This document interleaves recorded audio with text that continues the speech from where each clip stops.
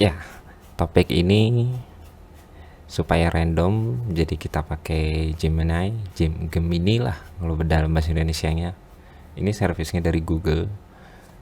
Kalau yang belum tahu, ya mungkin pernah dengar ChatGPT, chatting dengan AI, Artificial Intelligence, tapi ini yang versi Google-nya, gratis, semua bisa akses. Yang nggak hebat-hebat amat sih sebenarnya, tapi iya bisa dipakai untuk hal-hal kayak gini. Contoh, buat 3 topik acak, maksimal 2 kata per topik. Buat 3 topik acak, maksimal 2 kata per topik. Nah, oke. Wilit.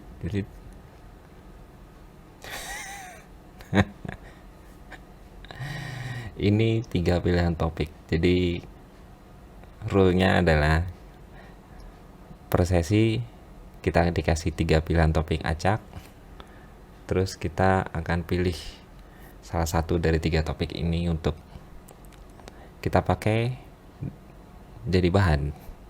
1 mobil listrik, investasi emas, resep masakan. Oke.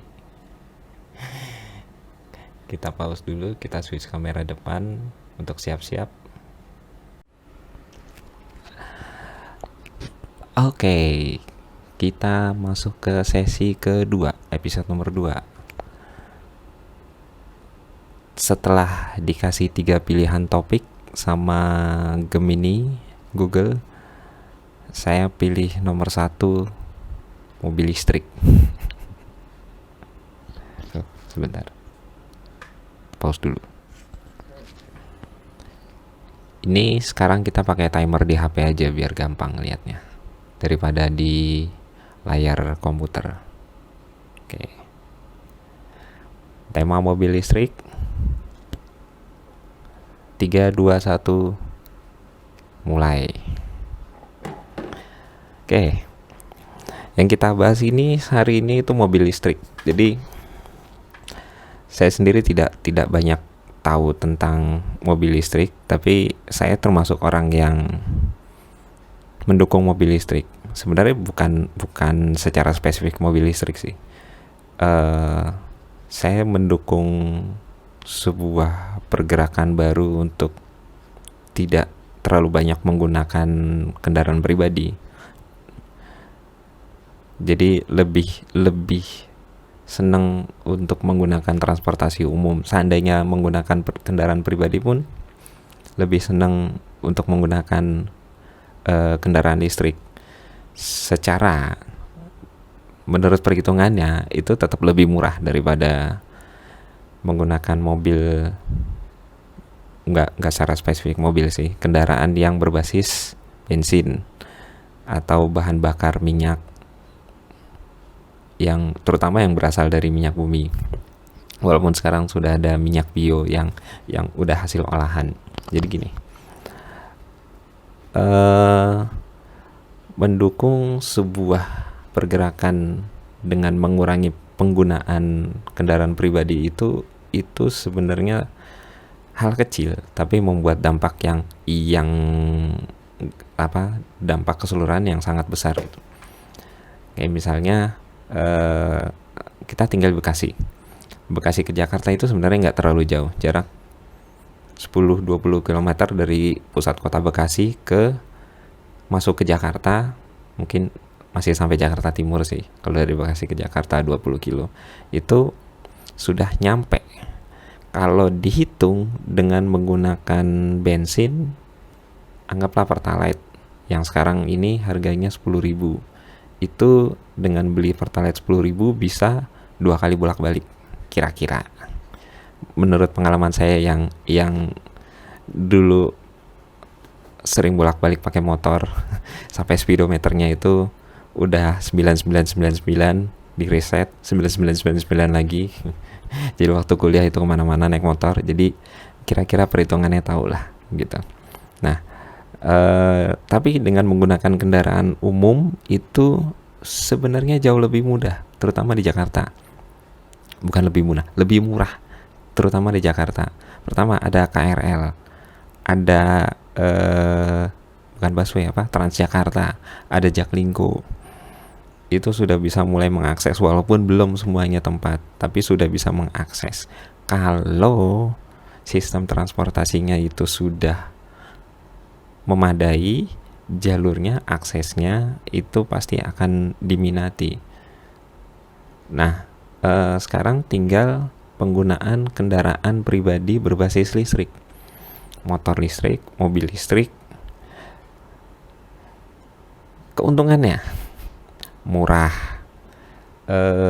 walaupun sebenarnya maintenance-nya itu mudah, tapi di Indonesia masih belum banyak tersebar bengkelnya, istilahnya gitulah.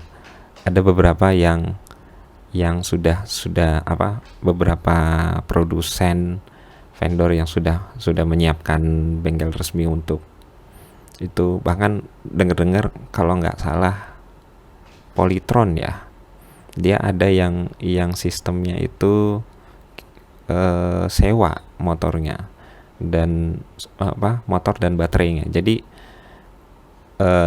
bukannya nanti istilahnya kalau rusak itu diganti, tapi memang sudah ada kebijakan untuk ya maksudnya ganti baru semasa sewanya itu. Tapi saya sendiri juga kurang paham, itu cuma dengar doang katanya.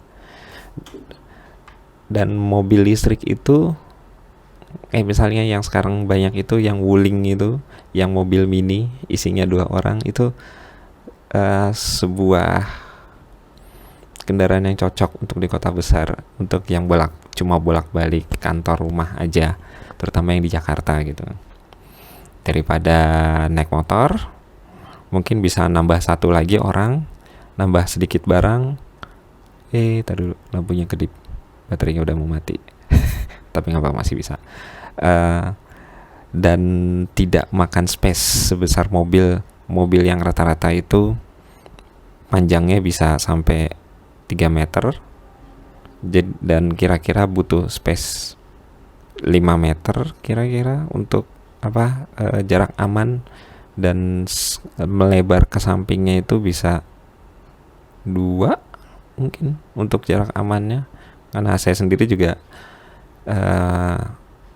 kadang-kadang nyetir mobil, bawa mobil kalau lagi ada ngurusin event acara, terutama kayak misalnya acara pameran, harus bawa beberapa barang keperluan tentang display pameran, karya-karyanya gitu.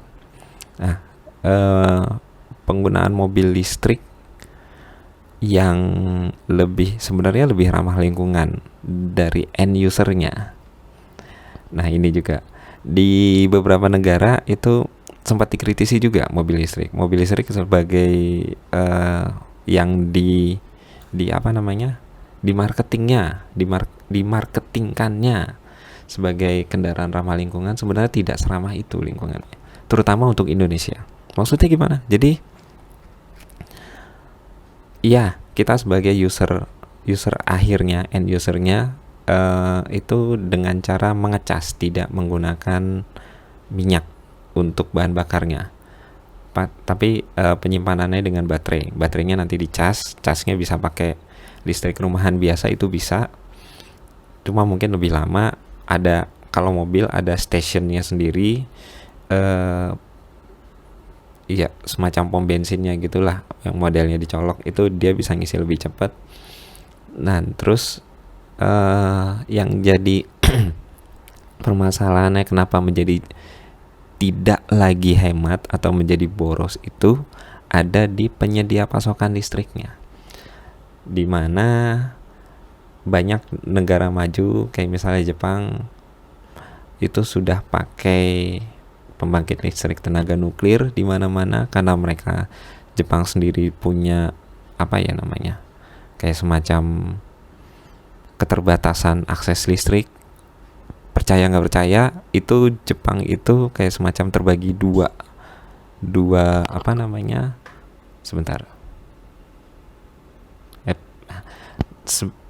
terbagi dua kayak pasokan listrik kalau nggak salah, bagian utara dan selatan, dan itu tidak bisa dicampur karena perbedaan arus listriknya. Jadi ada, kalau misalnya bagian selatannya lagi kekurangan pasokan listrik, si utara nggak bisa mengsup dari situ. Begitu juga sebaliknya. Tapi walaupun begitu, mereka sudah punya sumber energi yang besar lewat tenaga nuklir itu. Sebentar. Terang banget. Nah, lewat tenaga nuklir itu. Dan sedangkan Indonesia masih menggunakan pembangkit listrik batu bara sebagian besar. Ada yang geotermal, ada yang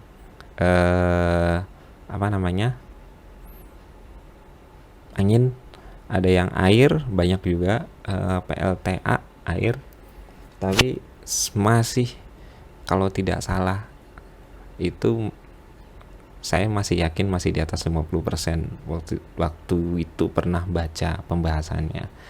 Jadi yang bikin dia tidak lagi hemat itu karena kita boros menggunakan listriknya, sehingga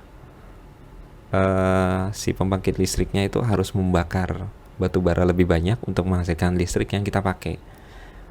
Untuk pemakaian sekarang aja Indonesia masih dibilang kekurangan pasokan listriknya, makanya masih suka ada pemadaman bergilir. Terus di jalanan-jalanan juga ada pemadaman bergilir lampu penerangan jalan,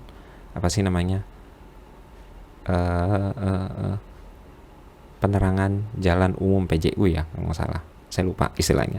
Itu masih suka dimatiin setiap berapa menit, dimatiin selama 30 detik, 10 sampai 30 detik tergantung tempatnya, dan itu bergilir, titik satu mati, sini nyala, nanti yang sini nyala, sana mati gitu.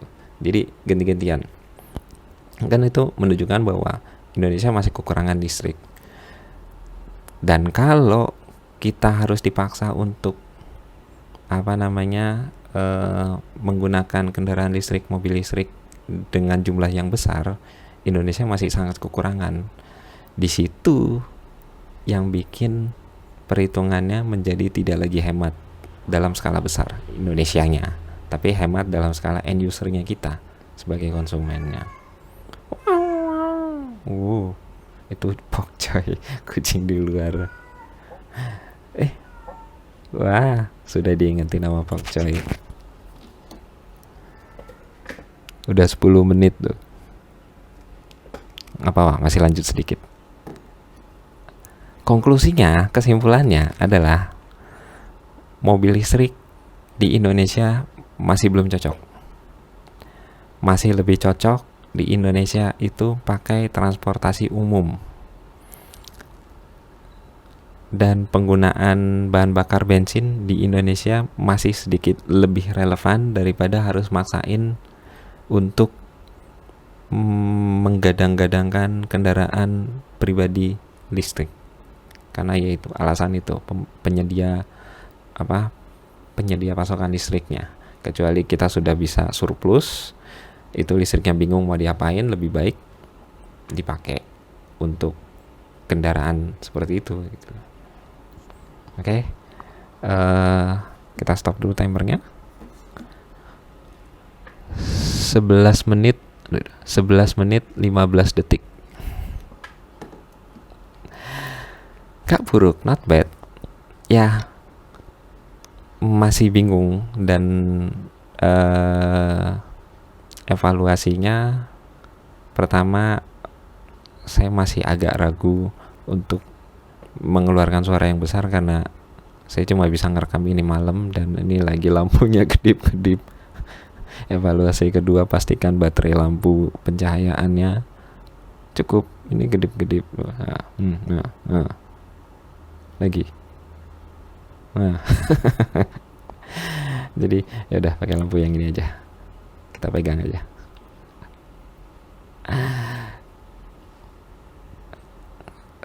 Saya masih belum bisa mengeluarkan intonasi yang cukup keras karena takut mengganggu, terutama yang lagi tidur. Jadi ya mungkin besok kita ngerekam siang hari, kita coba. Sejujurnya sih pernah ngerekam siang hari untuk channel saya yang lain.